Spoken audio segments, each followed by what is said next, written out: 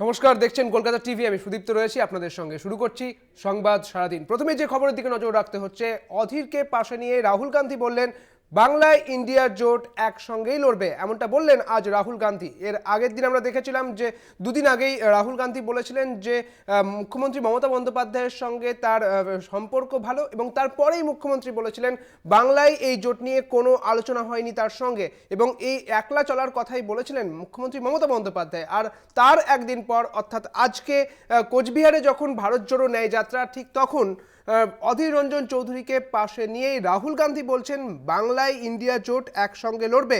অধীরকে পাশে নিয়ে এমনই বললেন রাহুল গান্ধী। আজ ভারত জোড়ো ন্যায় যাত্রার 12তম দিন। 14ই জানুয়ারি থেকে শুরু হয়েছিল ভারত জোড়ো ন্যায় যাত্রা। একেবারেই মণিপুর থেকে শুরু হয়েছিল এবং আজ কোচবিহারে এসে পৌঁছেছে, অর্থাৎ বাংলায় ভারত জোড়ো ন্যায় যাত্রা এই মুহূর্তে। এবং এই 12তম দিনে অধীর রঞ্জন চৌধুরীকে পাশে নিয়ে রাহুল গান্ধী বলছেন বাংলায় ইন্ডিয়া জোট একসঙ্গে লড়বে। অধীরকে পাশে নিয়েই বললেন রাহুল গান্ধী। ঠিক যখন মুখ্যমন্ত্রী মমতা বন্দ্যোপাধ্যায় বলছেন যে জোট নিয়ে কোনো রকম কোনো আলোচনা হয়নি তার সঙ্গে, ঠিক তখনই বাংলায় ইন্ডিয়া জোট অর্থাৎ INDIA এই জোট একসঙ্গে লড়বে বলছেন রাহুল গান্ধী। অধীরকে পাশে নিয়ে কথা বলছেন রাহুল গান্ধী। অর্থাৎ যখন আমাদের এই ভারত জোড়ো ন্যায় যাত্রা, অর্থাৎ রাহুল গান্ধী ভারত জোড়ো ন্যায় যাত্রার একমাত্র সফর সঙ্গী কলকাতা টিভি এবং কলকাতা টিভির বিশেষ প্রতিনিধি সুচন্দ্রিমার প্রশ্নে যখন রাহুল গান্ধী উত্তর দিয়েছিলেন যে বিভিন্ন ক্ষেত্রেই তাদের যারা কর্মীরা রয়েছেন তারা বিভিন্ন কথা বলছেন, কিন্তু মুখ্যমন্ত্রীর সঙ্গে তার ভালো সম্পর্ক রয়েছে, তারা জোট নিয়েও ভাবছেন। ঠিক তার পরের দিনই মুখ্যমন্ত্রী মমতা বন্দ্যোপাধ্যায় তিনি বলছেন যে কোনো রকম জোট নিয়ে কিছুই কথা হয়নি। ঠিক তার পরের দিন রাহুল গান্ধী বলছেন বাংলায় জোট নিয়েই কিন্তু লড়বে। এবং আমাদের সঙ্গে এই মুহূর্তে টেলিফোন লাইনে রয়েছেন তৃণমূল সাংসদ শান্তনু সেন। শান্তনুবাবু, কলকাতা টিভিতে আপনাকে স্বাগত। রাহুল গান্ধী অধীর রঞ্জন চৌধুরীকে পাশে নিয়ে বলছেন বাংলায় ইন্ডিয়া জোট একসঙ্গে লড়বে, এবং আমরা দেখেছি যে গতকালই মুখ্যমন্ত্রী বলেছেন জোট নিয়ে কোনো কথা হয়নি। কি বলবেন বিষয়টি নিয়ে? দেখুন, এই বিজেপি বিরোধী ইন্ডিয়া জোটের সলতে পাকানোর কাজ অন্যতম প্রধান কাণ্ডারি হিসেবে যিনি শুরু করেছিলেন তিনি বাংলার মুখ্যমন্ত্রী মমতা বন্দ্যোপাধ্যায়। পরবর্তী ক্ষেত্রে 31শে ডিসেম্বরের মধ্যে সিট শেয়ারিং এর কথা বলা হয়েছিল। আমরা দেখলাম 5টা রাজ্যের নির্বাচনের দিকে তাকিয়ে কংগ্রেস দীর্ঘদিন সেখানে সময় নষ্ট করলো। 31শে ডিসেম্বর পেরিয়ে আজকে 31শে জানুয়ারি হতে চললো, এখনো সব জায়গায় সিট শেয়ারিং হলো না।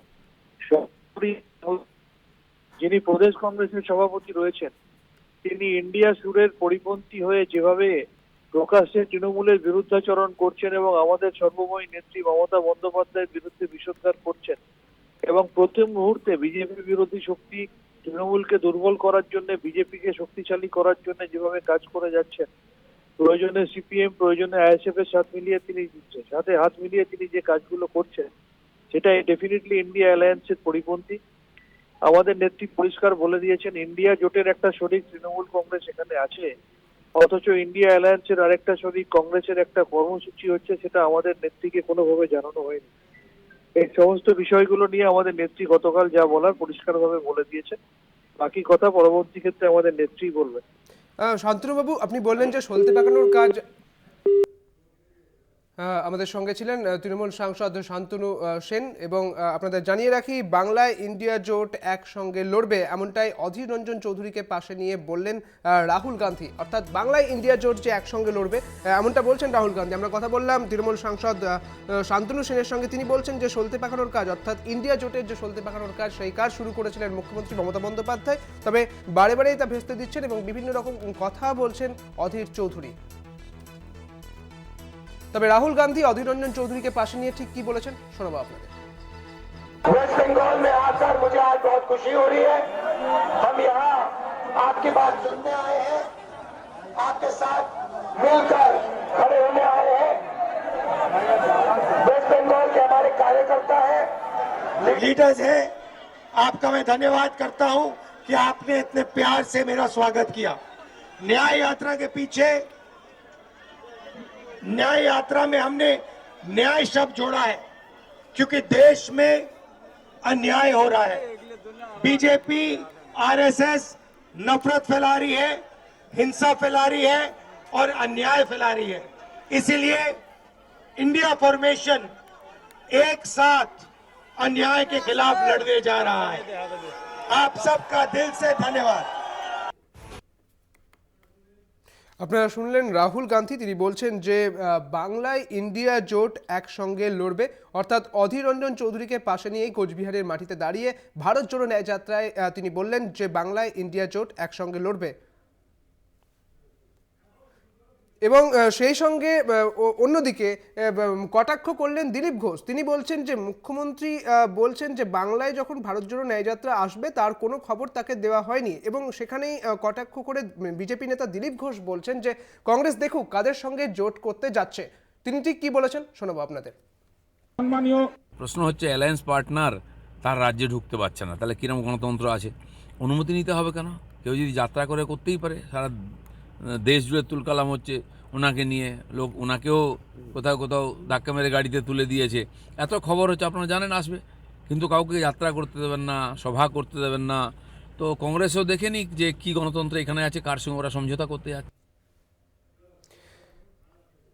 আজ ভারত জোড়ো ন্যায় যাত্রার আজ 12তম দিন, এবং 14ই জানুয়ারি থেকে শুরু হয়েছিল এই ভারত জোড়ো ন্যায় যাত্রা। প্রথমের এই ভারত জোড়ো যাত্রা এবং তারপরে দ্বিতীয় দফার যে যাত্রা, সেখানে ন্যায় শব্দটি সেখানে যোগ হয় এবং তারপরে ভারত জোড়ো ন্যায় যাত্রা শুরু হয়, যার একেবারে প্রথম দিন থেকে বাংলা চ্যানেল কলকাতা টিভি তাদের সফর সঙ্গী হয়ে রয়েছেন, এবং এই সফর সঙ্গীতে রয়েছেন কলকাতা টিভির বিশেষ প্রতিনিধি সুচন্দ্রিমা। এবং সুচন্দ্রিমার প্রশ্নেই দুদিন আগেই রাহুল গান্ধী তিনি বলেছিলেন যে তার সঙ্গে মুখ্যমন্ত্রী মমতা বন্দ্যোপাধ্যায়ের সম্পর্ক ভালো এবং জোট নিয়ে ক্রমশ কথা এগোচ্ছে। ঠিক তার পরের দিনই ঘটনাচক্রে মুখ্যমন্ত্রী মমতা বন্দ্যোপাধ্যায় তিনি বলছেন যে বাংলায় জোট নিয়ে কোনো রকম আলোচনাই হয়নি তার সঙ্গে, এবং যখন বাংলায় ভারত জোড়ো ন্যায়যাত্রা আসছে তখনও তাকে কিছু জানানো হয়নি, এবং তিনি খুব উগরে দিয়েছিলেন।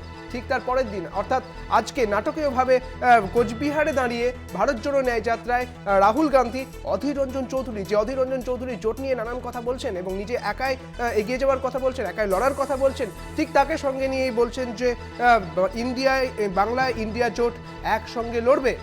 অধীরকে পাশে নিয়ে বলছেন রাহুল গান্ধী। ক্রমশ কাজেই বলা চলে এই জোট নিয়ে জট একেবারে বেঁধে যাচ্ছে, এবং এই জট কবে খুলবে এবং এই জটের কি হবে সেদিকেও কিন্তু তাকিয়ে থাকতে হচ্ছে।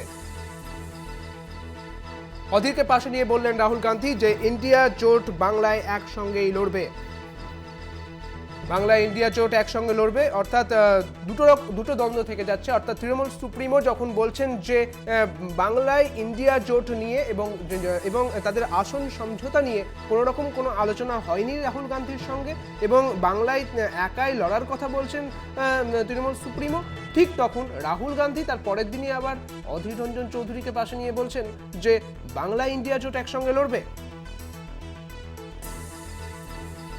অর্থাৎ এই জোট নিয়ে ক্রমশ যে জট তৈরি হচ্ছে তা বলাই চলে, এবং এই মুহূর্তে আমরা দেখছি যে ভারত জোড়ো ন্যায় যাত্রা কোচবিহারে রয়েছে, অর্থাৎ 12তম দিনে বাংলায় প্রবেশ করেছে ভারত জোড়ো ন্যায় যাত্রা। সেই ছবি আপনারা দেখছেন, ভারত জোড়ো ন্যায় যাত্রার 12তম দিন। রাহুল গান্ধী ঠিক কি বলেছে শোনাবো আপনাদের।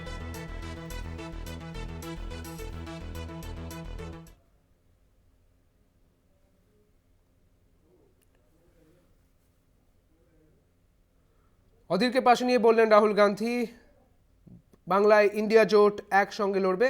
চলুন আরো একবার শোনাই তিনি ঠিক কি বলেছেন। पीछे